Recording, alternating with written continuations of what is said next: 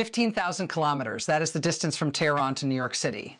It is also the distance from Iran's underground missile bunkers to Los Angeles, to Chicago to Washington, D.C. for decades. The United States operated under one fundamental assumption, that no matter what happened in the Middle East, the American homeland was untouchable. Iran could threaten ships, it could target bases, it could strike allies, but it could never reach America. That assumption just became obsolete. In the middle of the largest U.S. military operation against Iran in history, as American jets obliterate over 5,000 targets across Iranian territory, as the Pentagon declares its most intense day of strikes. Yet Iran's president issued a warning that no one in Washington expected. President Trump said, "I will not allow a terrorist regime to hold the world hostage and attempt to stop the world's oil supply." But here is what President Trump didn't mention. While America was focused on destroying Iran's naval fleet in the Strait of Hormuz, Iran was preparing something else entirely. A weapon that changes the mathematics of this entire war. A hypersonic missile with the range to hit any city in the continental United States. And Iran's president just threatened to use it to understand why we're on the edge of something unprecedented. You need to understand what is happening right now in the Middle East, the Strait of Hormuz. 21 miles wide at its narrowest point, and through this tiny corridor flows 21% of the world's daily oil consumption. Every single day, tankers carrying 21 million barrels of crude oil pass through these waters. Oil that powers factories in Germany, heats homes in Japan, fuels cars across America. Control this strait and you control the global economy. This is why, when tensions exploded between the United States and Iran, the first battleground wasn't Tehran. It was these waters. American forces have now struck over a dozen Iranian vessels. Ships the Pentagon claims were preparing to lay explosive mines across the shipping channel. The goal was clear: cripple Iran's ability to choke global oil supplies. But Iran's response wasn't what anyone predicted. Instead of fighting ship to ship, Iran escalated vertically, missile launchers hidden in tunnels, launch sites concealed under highway overpasses. A distributed arsenal designed to survive exactly this kind of American assault. The Pentagon admitted it, even after 5,000 strikes, even after what Defense Secretary Hegseth called the most intense day of bombing yet. Iranian attacks have only decreased by 90%. That means 10% of Iran's capability is still active. And that 10% includes something the U.S. military has never faced before. For 15 years, Western intelligence agencies tracked Iran's missile program with growing concern. First came the short-range rockets capable of hitting Israel, hitting Saudi Arabia, hitting US bases in Iraq. Then came the medium-range missiles able to strike anywhere in the Middle East within minutes. But starting in 2019, something changed. Iranian engineers began working on a new class of Weapon 1 that military analysts call the ultimate game changer. Hypersonic missiles, unlike traditional ballistic missiles, which arc high into the atmosphere before plunging toward their targets, hypersonic weapons fly at the edge of space at speeds exceeding Mach 5. That is 5 times the speed of sound. Faster than any current missile defense system can reliably intercept. And here's the critical detail that changes everything. Iran announced its hypersonic missile, the Fatah-2, has a range of 15,000 kilometers. To put that in perspective, the distance from Tehran to New York is approximately 10,000 kilometers. Iran's missiles don't just reach America. They can reach every corner of America with range to spare. The question that has consumed American intelligence agencies for months is simple. Is Iran telling the truth? Some analysts remain skeptical. They argue Iran has exaggerated its capabilities before. They point to the technical challenges of building a reliable hypersonic delivery system. But others inside the Pentagon aren't so sure, because Iran didn't develop this technology alone. In 2023, Iranian military officials traveled to Moscow. The official reason was defense coordination. The real reason was technology transfer.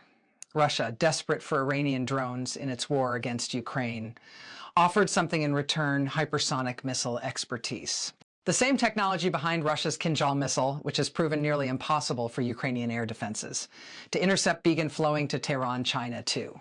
Reportedly provided technical assistance through back-channel military exchanges. What emerged was a hybrid weapon: Russian propulsion concepts, Chinese guidance systems, Iranian engineering. And suddenly the 15,000-kilometer range didn't seem like propaganda. It seemed like a warning by the time American bombs began falling on Iran. The regime had already prepared for this moment. The Pentagon's assessment was confident overwhelming force would neutralize Iran's ability to retaliate within weeks. President Trump himself declared the war would be finished pretty quickly. But the architects of Iran's defense strategy had studied American military doctrine for decades. They knew they couldn't match the United States in conventional firepower, so they designed a different kind of war. While American aircraft carriers launched strikes from the Persian Gulf, Iran activated cells across the region. Firing home to the U.S. Navy's Fifth Fleet, saw an Iranian drone strike kill a civilian woman in a residential neighborhood. The United Arab Emirates scrambled fighter jets to intercept Iranian drones penetrating their airspace. And inside Iran itself, the missile launchers the Pentagon thought it had destroyed kept firing. The casualty numbers tell a story Washington didn't expect. 7 American service members killed, 140 wounded, 8 of them severely. These aren't numbers from a quick, decisive operation. These are numbers from a grinding conflict against an enemy that refuses to collapse. And then came the threat that no American president has heard since the Cold War. Iranian President Masoud Pezeshkian stood before cameras in Tehran and delivered a message directly to the American people. His words were calculated, deliberate, and terrifying in their implications. If the United States continues to join Israel in attacks on Iran, if American weapons continue to kill Iranian civilians, then American cities will no longer be beyond the range of Iran's missiles. He said it plainly, whatever Iran is currently doing to Israel could also happen to the United States. American buildings could be reduced to rubble. This wasn't the rhetoric of a desperate regime. This was a strategic communication designed to fracture American public support for the war. Think about what Pezeshkian accomplished with one statement. He shifted the conversation from the Strait of Hormuz to American living rooms. He transformed the conflict from a distant military operation into an existential question. Is this war worth the risk of Iranian missiles falling on American soil?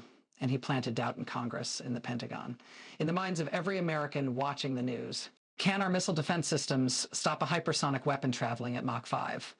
The honest answer from military experts is, we don't know. To understand Iran's real strategy, you have to stop thinking about this as a conventional war. Iran knows it cannot defeat the United States military. Every general in Tehran understands that in a prolonged conventional conflict, American firepower would eventually prevail. But Iran isn't trying to win a military victory. It is trying to win a political one. The regime's calculation is coldly rational. America's greatest vulnerability isn't its military, it is its democracy. Public opinion can shift, protests can erupt, elections can punish wartime presidents. If Iran can make this war painful enough, costly enough, frightening enough, American voters will eventually demand an end to it. This is why the hypersonic missile threat matters more than any battlefield in the Middle East. Iran doesn't need to actually strike an American city. It just needs Americans to believe it could. Fear is the weapon, doubt is the ammunition. And every day this war continues, Iran's leverage grows. The White House understands this calculation, which is why officials have carefully avoided calling this a regime change war.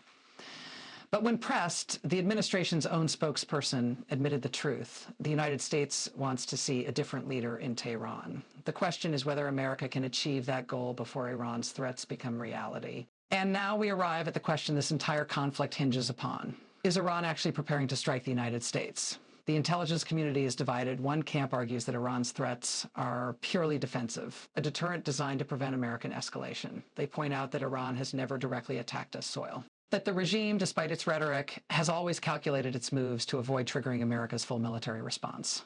But there is another camp inside the Pentagon, and their assessment is far more alarming. These analysts point to a pattern of Iranian behavior that suggests something more dangerous. The movement of missile components to hardened underground facilities beyond the reach of American bunker busters. The dispersal of launch crews to hidden locations across the country. The pre-positioning of assets that would only make sense if Iran anticipated needing to launch a strike with little warning. And most troubling, communications intercepts suggesting Iranian commanders have been given conditional authority to launch if the regime's leadership is eliminated. In other words, a dead man's switch. If the United States kills Iran's supreme leader, the order to fire may already be in place. America's missile defense architecture was never designed for this threat.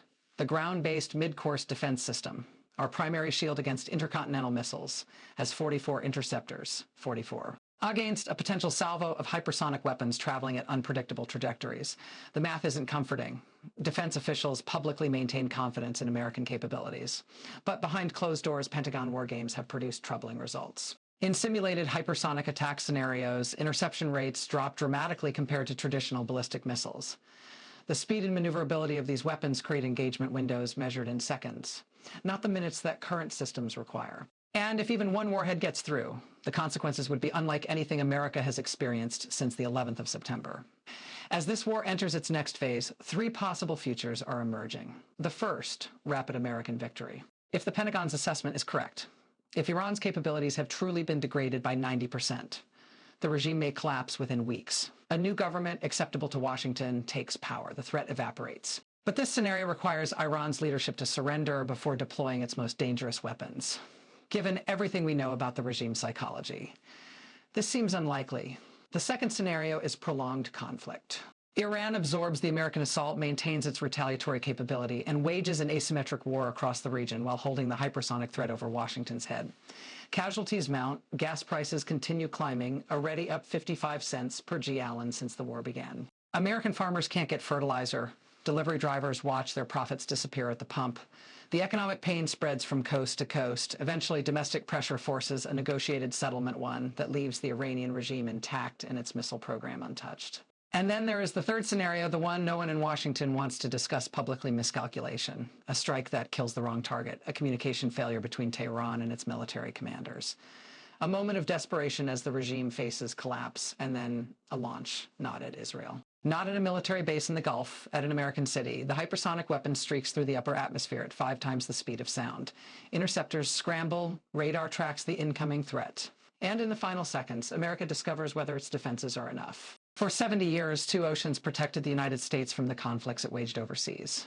Americans could watch wars on television, knowing that the violence would never reach their streets, their homes, their families. That era may be ending. Iran's hypersonic missiles represent more than a military capability. They represent a fundamental shift in the global balance of power, a world where regional conflicts can become American emergencies in a matter of minutes. A world where the distance that once guaranteed safety has collapsed to nothing. President Pezeshkian's threat may be a bluff. It may be desperation. It may be calculated deterrence. But it may also be exactly what it sounds like. A warning that the next war won't stay overseas. The Strait of Hormuz is 8,000 miles from the American coastline. But in the age of hypersonic missiles, 8,000 miles is no distance at all.